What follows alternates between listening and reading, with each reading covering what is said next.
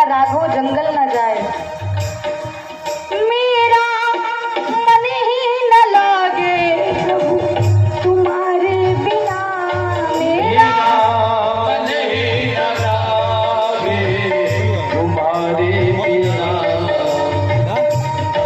मेरा मन ही न लागे तुम्हारे बिना, मेरा मन ही न लागे प्रभु तुम्हारे बिना, मेरा मन ही न लागे प्रभु तुम्हारे बिना।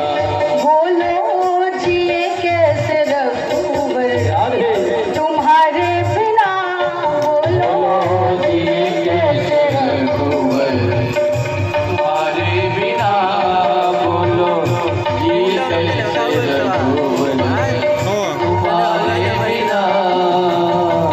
दशरथ जी बार बार धरा पे गिर पड़ते हैं और आंख से आंसू रुकते नहीं।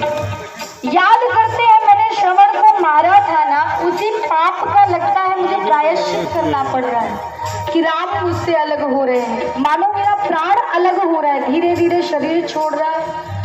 पाप कौन सा हो गया जिससे राम मुझे छोड़ के जा रहे हैं?